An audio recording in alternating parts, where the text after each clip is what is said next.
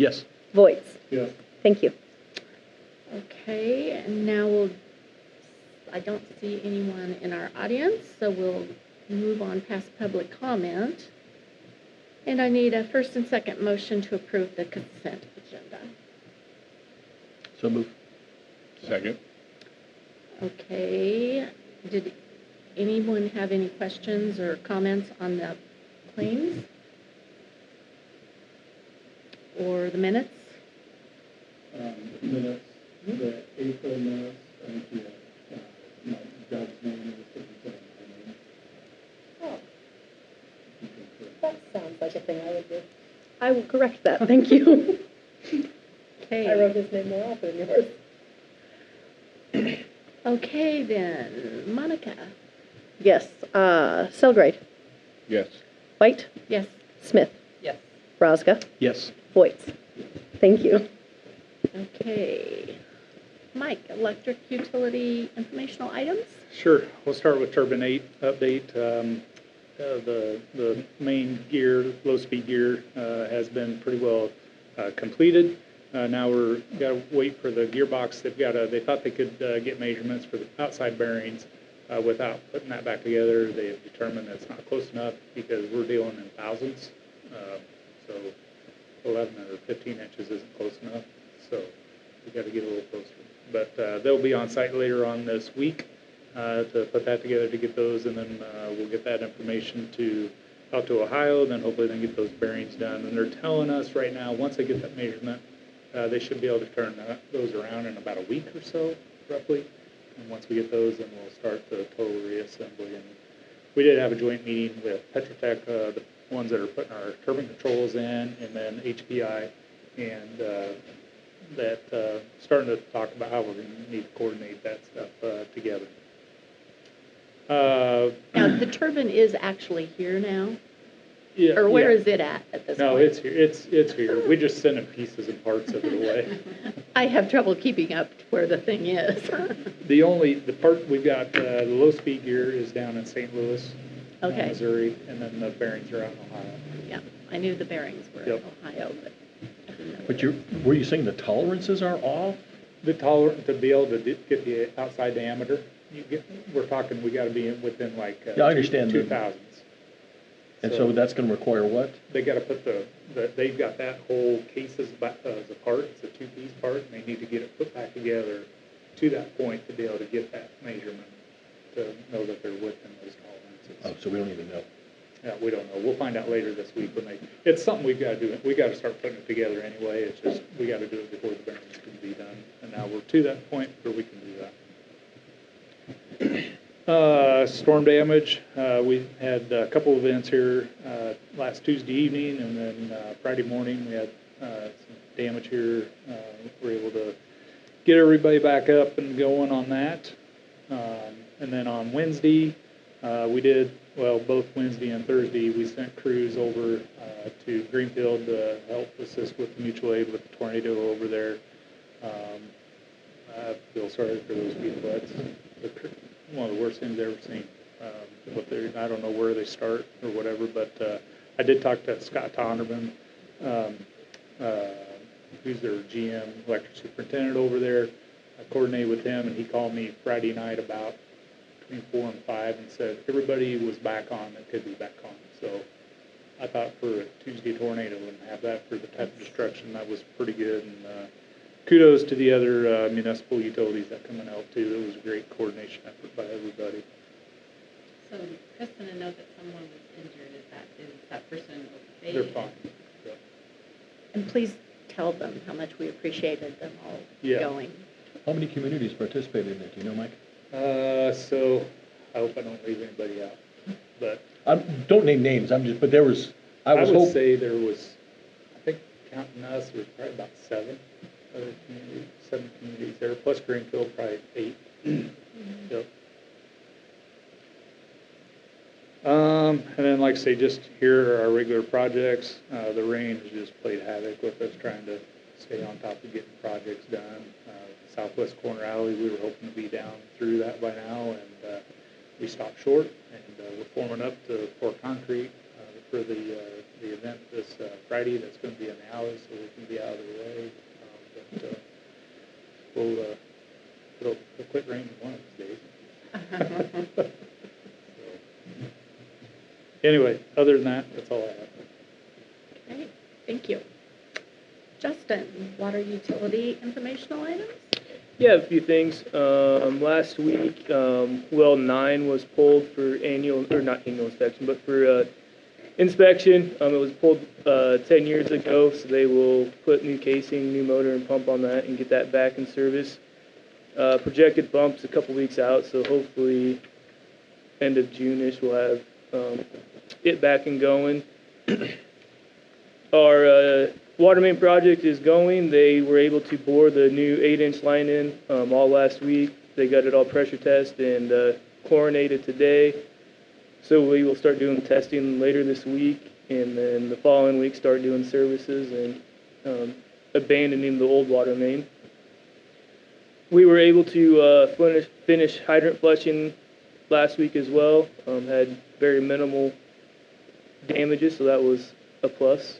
I think we got about 4 fire hydrants that are out of service, so we will start working on those probably the start of next week and get those back in service. Now that we're done flushing hydrants, we are working on concrete pourbacks for main breaks that we have had, so that takes a little bit of time. And then lastly, we'll be working with Vanderpools on South K Street. They do have about 5 crossings that will cross our 20-inch water main. That's a main feed uptown, so we'll be coordinating with them till fall goes as well. Okay. That's all I got. Okay, thank you. Kurt, communications utility items? Yeah, I'm happy to report we are back to full staff. So it's been a long time, so it's been good. And that's actually allowed us to get down, work on splicing on the NOFA 7 project down the south there. So we were down there working on that today. We also sent postcards out to 28 customers down there, inviting them to call in and get signed up. So we expect to have that splicing done, at least on the north side. We'll continue on down 118th. It'll take us a few weeks to do that, but at least those first 28 customers, we'll see how they call in and get signed up. But anyway, we're making progress down there, which is good. So, and then, yeah, with the storm stuff, we've had a chance to use our redundancy paths and backup generators and all that, and I'm happy to report that that's all been working the way we expected to. We have tested all the routes now on that new OTN route over to Pella, so we can hit Pella, Grimes, and either go Cedar Rapids or back to Des Moines. So yeah, we've got a lot of different options out there now, so which makes it nice during these storms. So. Okay, thanks. Combined electric, water, and communication action items. I need a first and second motion to enter into public hearing for the 2024 budget amendment. Second. Okay. Any questions or discussion pertaining to that? Or Chris, do you have anything to add to it? Just to kind of recap the memo in the packet, we are seeking approval to amend the fiscal year 24 budget for the second time. And this is to cover the expenses related to the turbine 8 repairs. And then, as I understood, Chris said that's coming out of the reserves, right? Yes. The 800,000. Yes. And we also included in the memo, we have opened a claim with our insurance carrier. I have not gotten any updates on that as to where they are with that determination, but anything that does get settled, and if we receive anything back from that, likely will be next fiscal year. So, okay, nothing likely to offset fiscal year 24 expenses. Okay. Any other discussion, questions? Okay, Monica? Rosga. Yes. Voights. Yes. Selgrade. Yes. White. Yes. Smith. Yes. Thank you. Okay, next, I will need a first and second motion to exit the public hearing. Second. Monica? Voights. Yes. Selgrade. Yes. White. Yes. Smith. Rosga. Yes. Thank you. first and second motion to consider a resolution adopting the amendment to fiscal year ending June 30th, 2024 budget. Second. Roll call? White, Yes. Smith, Yes. Rosca, Yes. Voight, Yes. Celebrate. Yes. Thank you. Okay, then I need a first and second motion to consider 2024 naming depositories. I guess that's the end of it So moved. there. I was going to keep reading, there was nothing else to go to. Second. Okay, any discussion? I'll just make a quick comment on that. Something I didn't catch that Board Member Roscoe pointed out. The Bank of the West is now BMO. So we would ask that you would approve the amendment with subject to that update. And I believe Monica has that already in the resolution, all corrected for your signature. Okay. Do I need to restate it or No, anything? that's all. Since you have the resolution, we're good? Yep, we're Okay. good. What did you say, Adam? Did you say? I was mentioning to Mike, I was gonna bring that up, because Okay. I saw that too. Okay, Monica, please. White, Yes. Smith, Rosca, Yes. Voight, Yes. Celebrate. Yes. Thank you. Okay, now we will have a presentation from Brad Bankston of Weinman Insurance regarding insurance renewals. Welcome. Actually, Brad is from True North. He works with Weinman Insurance, so. Oh, We're all one. happy family.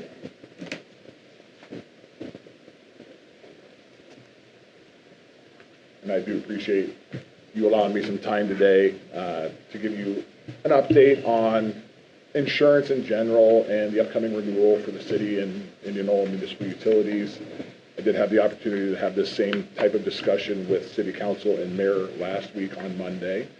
But as we're getting to the renewal date, which is July 1st, I thought it was a good idea to come in front of the team here, answer any questions that you guys might have, give you an overall review of what the insurance market looks like, and then what expectations are, and we'll do a review of coverages as well, and an update of what we've done internally for the workers' comp side of things, making it a little easier for the city and IMU to reconcile what the workers' comp shows. So we did some work on that this year as well.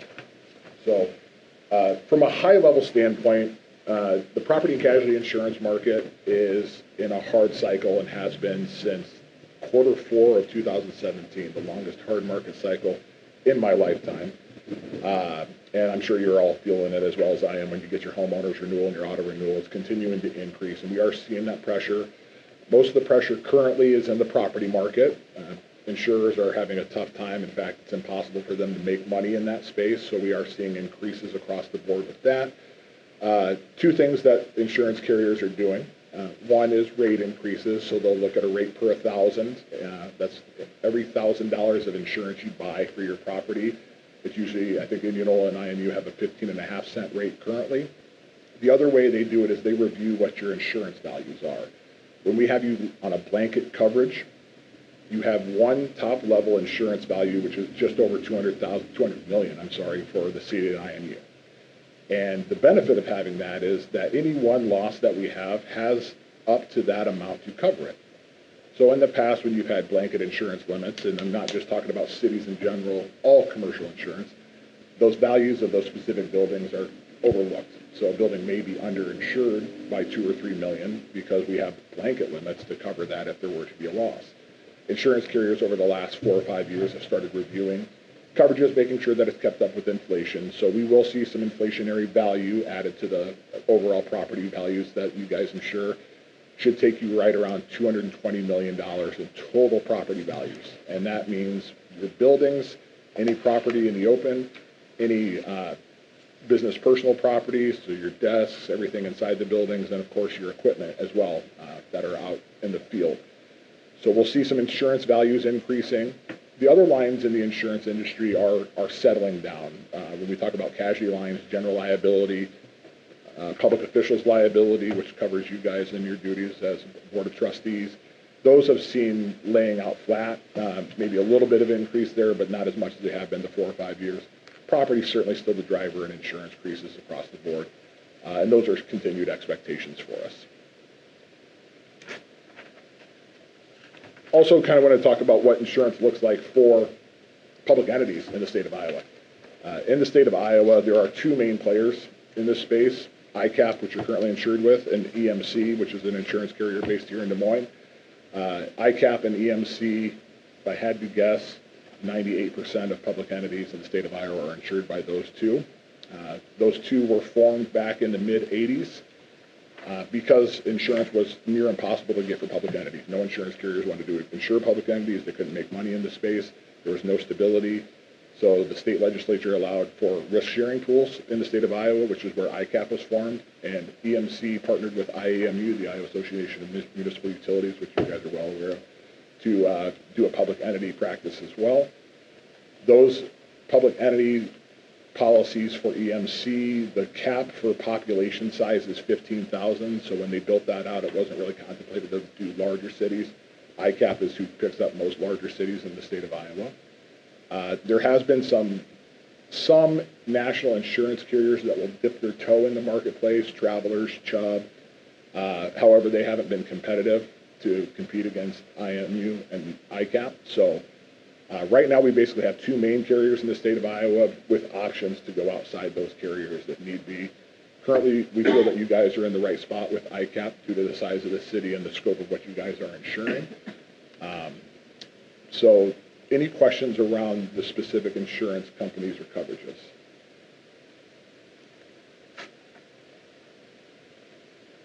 If not, I'll continue moving forward. So just an overview of what our engagement process looks like with your teams. 150 days out, we start gathering information with the help of your department heads and Chris, both Chris's, and Courtney and the department heads on the city. They gather all information, any updates we have. So if we bought equipment that we didn't let the insurance agent know about throughout the year, we're getting those updates. Vehicles, making sure that we have all buildings covered, and your team does a fantastic job of filling in the spreadsheet that we send out, and they did it ahead of time this year, so that was great. Able to get the information into ICAP. We're looking at, so the next renewal we have with ICAP is this June 15th, and we just got those quote numbers today. So that gives us an idea. Over the next week or so, we should get the finalized quote numbers in from ICAP, and we'll be able to send those out to everyone to make sure that you guys have that. But they are 7/1's their busiest date for renewals with a lot of public entities on fiscal years. So that information should be coming in soon. I know in the past we've had that information a little late when we had these meetings, so I wanted to get out in front and be able to answer some questions for you in that space. And then as far as the coverages go, which is I think on the last page, gives you an idea of what the current term, 23 to 24 term looks like, and then what we'll have for the 2024-2025 term. Again, I talked about your total blanket, total insured value of just over $200 million. So that's all property that the city and IMU owns on behalf of the taxpayers. One thing is key to point out that will change for everyone is a wind-hail deductible. So damage caused by a wind or hail event will now be a 2% deductible, and that 2% is of the building value at that location. So a little change there. It used to be a flat deductible. The commercial insurance market's seen this change over the last 3 or 4 years. ICAP, fortunately for us, has not made the change to a percentage deductible. However, this year their reinsurance carrier is requiring it. So it's a little change in how a claim would be adjusted, and it changes the deductible strategy, which I've talked about with Chris, Courtney, and Ben over at the city as well, but that is one change that I highlighted on here to make sure that we're aware of. Your general liability and professional liability, those are ones I don't see a whole lot of change as far as the premiums are on those. I think those will remain roughly flat for you guys.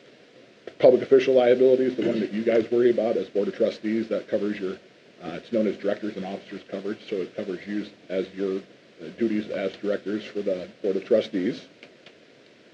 Of course, we have law enforcement liability for the city's police force. The workers' compensation, you'll see I have it oranged there, and this is from a lot of work from both Chris and Courtney. In the past, it's been a struggle to separate the city versus the IMU payrolls, specifically in certain classes where you both have payrolls in the same class code. We worked with IMWCA for, it seems like, 7 months or so, when it was all said and done, to have the same policy number, same benefits of having all that policy, but the payrolls will actually be separated, so IMU will get its own payroll invoice instead of having to work through the city on that. And I think it's going to make it so much easier for Chris and team on that space. Yeah, and thank you for your help on Yeah. that, facilitating that. So can I ask just a question on maybe the 24, 25 numbers are just a work in progress? Yes. But the total payroll went from 10.2 to 7.6. Why is it decreased?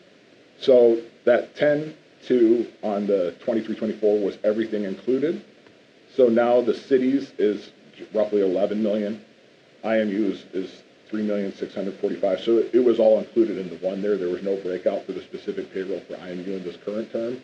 The breakout we're able to do now with the new changes So that we've just made. what you were just speaking of, Yeah. it is reflected in that 24, 25 number? Correct. Okay. Correct. Thank you. And those premiums are in. So that is, that $19,399 is what the workers' comp premium is for IMU. Thank you. We do have auto liability, of course, for when you're on the roads. We also cover the physical damage for the autos for the city and IMU. This current term, we're insuring just under $10 million in vehicle values. I would assume it's probably right around that same number, a little higher this year. And we have 88 vehicles on the policy, as well as 35 trailers across the board. And we do carry an excess liability limit of $3 million. $3 million goes above all your other liability limits here. So your general liability, public officials liability, law enforcement liability, and auto liability, you have a $3 million excess policy above that $2 million. We do carry crime policies. We have two. You have one built into your ICAP form. It's free of charge. It's $10,000 for employee dishonesty, so employee theft is covered up to $10,000 on the ICAP form. We also carry a $300,000 employee dishonesty crime bond, specifically for public officials, as you are required to be bonded either by city ordinance or the state of Iowa. And cyber, we'll continue to have cyber. We are going to bring in quotes for a second layer cyber, take it to $2 million versus the $1 million we currently have. Council had asked that question, and I did not disagree. I think we should at least get pricing to increase that to $2 million. Just having been through cyber claims over the last year and seeing how they work and how expensive they can get, depending on how bad it is, I think if the pricing makes sense, we increase the liability limits to $2 million on the cyber policy. So who do we use for the cyber? Is that all within? It is not. Great question. So cyber is its own policy outside of ICAP. So it's written through Cowbell Cyber. Yeah, I think it's important to at least get the numbers for it. Again, being through a cyber claim, the coverage is great because it helps pay for some of the stuff that happens. The important thing is having that prevention and making sure that you're up to speed on everything that you need from preventing those to happen in the first place. They're not fun to go through, but the coverage is there if it does happen. So, yeah. And then, as Mike alluded to, we have the equipment breakdown policy with Cincinnati. That is for all machinery and boilers that the city and IMU have. That coverages up to $25 million. That's currently the claim we're working through on the turbine. And the last update I got on that, we're trying to get everyone on the same time period for a phone call. So I think we've got an update called June 10th. Does that sound right to you? I know there was some bouncing around late last week, so it kind of got confusing of who was where or what. But I think June 10th we have a call scheduled with all the stakeholders at Cincinnati, as well as myself, Chris, and if Mike's on that call, it would be great too. So get an update on where they're at. I know they're in the process of testing and determining what was the physical cause of loss to cause the damage within the turbine to determine coverage. So that's where we're at on that one currently. Any questions for me? So we don't know what our premium is going to be? Not yet. That should be coming here in the next week and a half to 2 weeks. So the one that scares me is I'm looking at page 6. We're at the 15.5. I'm looking at 23.5 for the average blended rate. Sure. So you'll see a rate increase. I don't know if it will go to the average blended rate. Some of those, there are cities and counties and ICAP that have a 30-cent net rate currently, and you guys have a 15.5 cents. So it's all across the board. Where that's based upon is what is the property we're insuring. A city like Indianola is going to have a lot of superior construction, not a lot of just frames sitting out in the middle of nowhere. We've got a lot of non-combustible, a lot of masonry, joisted masonry buildings. So as your class of building is better, the rate on that specific building is less. So if you're a city that might be a smaller city, half the size of Indianola, and your city hall is a frame building or a steel building or joisted masonry, those are all going to take into effect each building and what the actual construction is, the occupancy is, the protection of the building is, so sprinklers. And then the last thing they look at is what the exposure is around the building. So is your building in a downtown area, or is it next to a chemical factory that could cause some really big damage if something were to happen? You don't need too much in that. No. You guys have a fairly low rate when it comes to ICAP. There are other cities in the metro that have rates that are higher than what you guys are currently paying on it. So I wouldn't read too much into that, but I wouldn't be surprised if it did cross over 20 cents for the rate. So it'd be a 25% increase in the rate.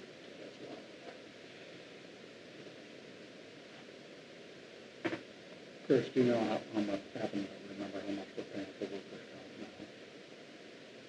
comp now? Well, we just got the Audit. new rates for next year, and it is at 19,000. But I'm wondering how much that compares to previous. I'd have to look that up. If I I can had get you that information. Yes. We're a little less this year. Workers' comp's soft, so we're seeing rate decreases in class codes. For the most part, there are some that go up and down. With the class codes that you guys are insuring, I'm fairly certain we've seen decrease in those rates.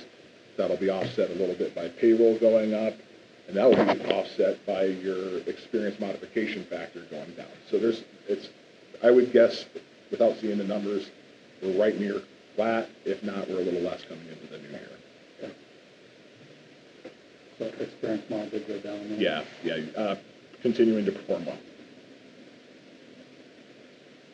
And our experience mods combined with the city? Yes, so it takes a look at your entire payroll, and then your expected loss ratio with that payroll and your class codes, and performing probably 26% better than the average municipality that would have the same payroll and class codes that you guys have. So, and that's a testament to the teams that you guys have, your department heads. Safety is important, and we do see that safety is important with your teams.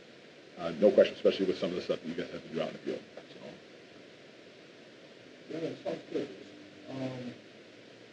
So because we are a community above 15,000?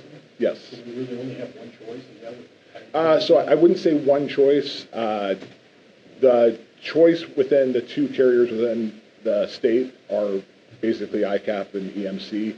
There's always options outside, and I did talk about this with the city a little bit, and it's going to depend on what the risk appetite is for the city. So a national company like Travelers Insurance will insure cities, and in fact, they insure a lot of cities all throughout the United States. They haven't played in Iowa since the mid-'80s because of the marketplace, very competitive between ICAP and IMWCA and EMC. They'll look for higher deductibles, specifically like your law enforcement legal deductible. They would require sometimes $250,000 for a deductible, so the first $250,000 of any claim or expenses for that claim would be covered by the city.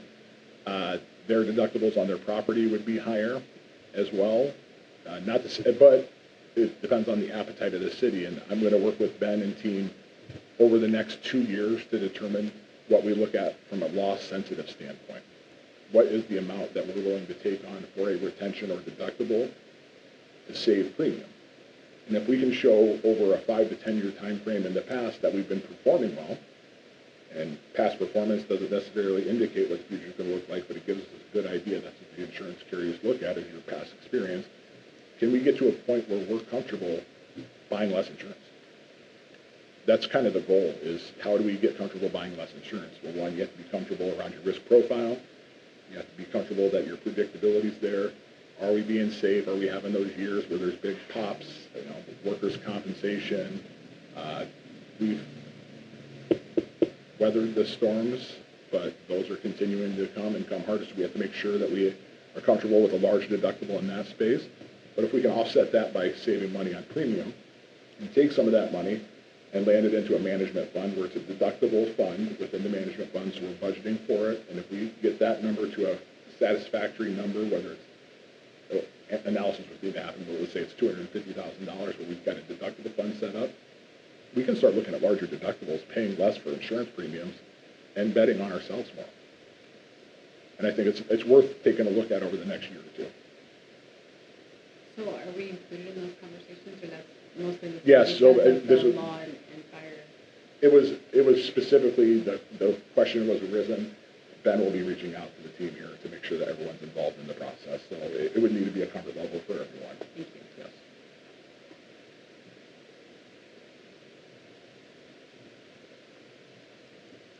And I hope you guys know that it's not just when I come up and stand at the podium, you can ask questions. Anytime you need something, if a question comes across, you see something out in the field you need help with, we're happy to help out. Anybody else have anything? We appreciate you. Yeah, coming. thank you very much for your time. I do appreciate it. Thank you for coming in. Absolutely, of course. Of course. This has always been our dilemma, is it always comes after our budget approval. Yeah, no, I'm happy to do it, and anytime you guys have questions, sure, reach out, so. Okay, thanks a lot. Absolutely.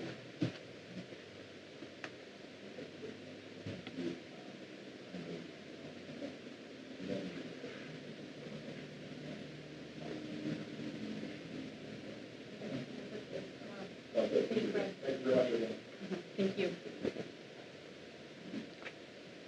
Okay, other business. Well, is there anything else that you have, Chris, that you wanted to bring up I before don't we have anything. go into closed session? Isn't there something that IMU is sponsoring Friday night?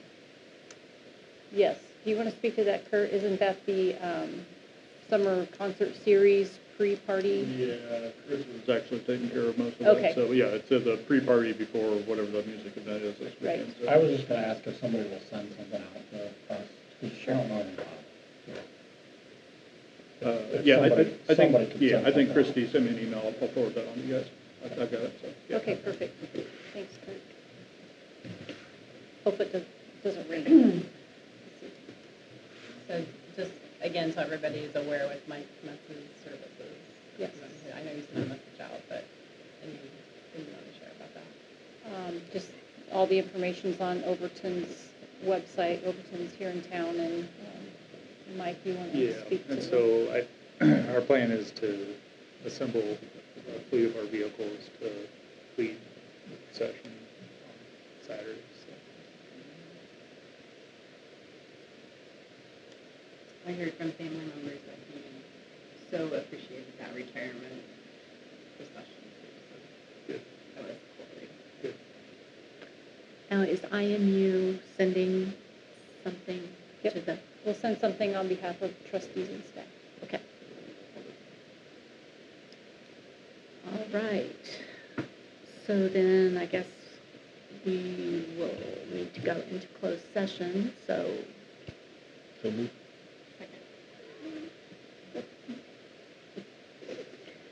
Okay.